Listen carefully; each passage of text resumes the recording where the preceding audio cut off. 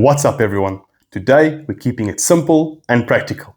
How to choose the correct kayak fishing tackle for the Western Cape without wasting your time and money on gimmicks and gear that you don't need. If you're just starting out, or you might already be an experienced kayak angler, the goal remains the same. Simple systems and gear that matches the fish and the areas you're fishing in. Some of the biggest mistakes I see are anglers trying to overcomplicate things, having too many setups, or buying lures that were designed to catch anglers and not fish. Follow along for the simple systems I use to rig up all of my kayak fishing tackle. Starting out with what we call the 3-rod principle. That's having 2 rods for trawling and 1 rod for spinning and casting. Now for beginners, I would highly recommend the use of a spinning reel. Anything between the 5 and 6,000 class reel will do perfectly fine. Spooling that up with 30 to 40 pound of braid and pairing it with 40 to 50 pounds of leader. A lot of people might already have suitable multiplier reels. These do much better with monofilament line, and I suggest you spool this up with anywhere between 0.45 and 0.55, pairing that with a 60 to 70 pound leader, depending on the species of fish you're targeting and what the bottom structure is like. Looking at some brand recommendations for entry level, I can advise the Rovex Big Boss Pro, also the older version, the Rovex Big Boss 3. The new Loomis and Franklin Gulf are also doing really well. If you're looking at your mid-spec spinning reels, Shimano Spheroses, Penn Spinfishes, and Okuma Metalloids do really well.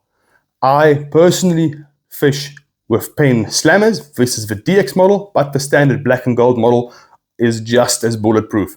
I've had these for numerous years on my kayaks, and I've never had a failure on any of these reels. If we're looking at multipliers, the good old Daiwa SL range, the SL30 to 50, are absolutely unkillable. Shimano 2040 Speedmasters, or if you want to step up to something a little bit better, the new Speedmaster 2-speed, anywhere from size 10 to 16, is a really fantastic reel, and you can pull some seriously big fish on the larger sizes. Our spinning or casting setups are generally a notch lighter than our trawling setups. Here I like to fish a slightly longer rod, 6'6" to 7 foot in length, to give us that additional casting distance. These rods will also have a little bit faster taper than our trawling rods. We also step down our reel size. I like to fish a size 3,500 slammer or a 4,000 Shimano or Daiwa SW reel. Pairing that up with braid 15 to 25 pounds and a mono leader anywhere between 30 and 40 pounds has given me the best result. Take into consideration that all of this is scalable depending on the area that you fish. If you're going to fish the Knysna to Mossel Bay area, 95% of the time you can lean to the lighter side of these systems, because 99% of the time the fish you're going to be targeting on your trawling and spinning setups are going to be Atlantic bonito, between 500 grams and 2 kilograms. The possibility of a very large yellowtail picking you up is always there, but if you play it correctly, you have a good chance of landing it. If you're fishing areas like Struisbaai or Cape Point on a weekly basis, definitely err towards the heavier side of these spectrums, because most of your target fish are going to be larger yellowtail, even the possibility of tuna. But we're taking tuna out of the equation because when we start to fish for these fish, specialized tackle is required. Now, although we've covered reels really quickly earlier, giving some examples of brands that I recommend, I cannot stress this enough. Kayak fishing is borderline abusive to your gear. I personally like to go for a less expensive or cheaper style of rod and spend a bit more money on my reels. My advice to anybody getting into the kayak fishing game: buy the best quality reel that you can afford. I personally fish with Penn Slammers only. I've got incredible trust in these reels. I've had numerous of them. None of them have ever let me down, and I've actually never found water in any of my slammers. Now, you've got reels in the same class from Okuma, like the Tesoro, and Shimano, the legendary Saragossa. These will all do exactly the same job. I just have a very special place for the slammers.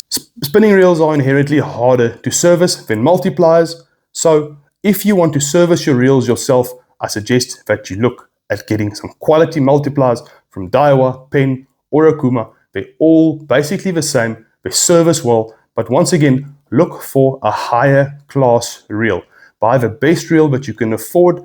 Doesn't matter if it's a spinning reel or a casting reel. This is where all of us still make the same mistake. Doesn't matter if we're a novice or an experienced angler. There are literally thousands of brands, colors, shapes and designs to choose from when it comes to lures. Now for someone starting out, this can be extremely overwhelming. I suggest the same principle that we used with our rods for our lures, the free lure system. Starting out with 3 shallow diving lures. Choose 3 lures, a blue, a pink, and a wild card, a lure that you like. This is very important. You'll fish a lure that you like personally with a lot more confidence, and you'll put a lot more effort into fishing that lure effectively than a random lure or random color that you do not like. Moving on to our deep diving minnows. So once again, 3 of these. I like to have a blue, a dark color, and the classic red head with a white body. So for some reason, that always provides a bite no matter where you are. Now, moving on to spinning lures, spoons, or sprats. Here, it's not as much about what you like, but about matching the hatch. On our coastline, we've got 3 main bait fish species. We've got mackerel, anchovies, and sardines. Choose a spinning lure that emulates one of these 3, and I promise you, you'll definitely get results. If you're moving between spots or trying to cover ground, pulling trawling lures can be very taxing. When you're moving between spots, I suggest that you pull one of these, a small kona or small yellowtail skirt. You can also go ahead and build a daisy chain with these. I'm not going to show you how to do this. There's really good videos already out there how to build daisy chains. One of my personal favorite things to do when I'm covering ground is actually to tow a small soft plastic or a drop shot. The only thing is, when you catch 2 or 3 bonnies, normally these are destroyed, but they sit just subsurface and they do a really good job of emulating a small bait fish. Now, changing out lures on a kayak can be quite challenging. Here is where a lot of us use lure clips like these. When you decide to use lure clips, just make sure that you buy clips that are made from quality materials and reputable suppliers.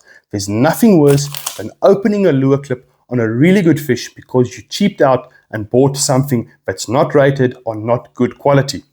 It's a very quick little system. There's your lure clip. Now all of these work in a similar principle. You either snap them open or you just snap them on like that, and you're good to go. The downside of these are that they do affect smaller lures' actions quite dramatically. Small floating baits might actually become suspending baits or might even sink if you're using lure clips that are too large. I prefer to use a direct method, tying a loop knot directly to my lures, especially if I'm using smaller lures. Yes, it takes a little bit more time, but in my opinion, I have a more secure connection and I'm getting the best action out of my lure. Now, 99% of lures that you'll buy will come pre-rigged with trebles. I'm a big advocate of removing these trebles and replacing them with inline singles. Not only are the singles much stronger, but they're also a lot safer for an angler. I've had numerous trebles stuck in my legs from a thrashing bonito, and it's a very unpleasant experience. Also, if you want to release fish, it does do a lot less damage to the fish. Another advantage of singles is they provide a much more secure hookup and they're much stronger than trebles. Just make sure if you want to change out your trebles for singles that you match the correct size to your bait, because singles are normally a lot heavier than trebles and can actually affect the action of your lure quite dramatically. Guys, and that's a wrap. Our simple guide to starting out kayak fishing in the Western Cape.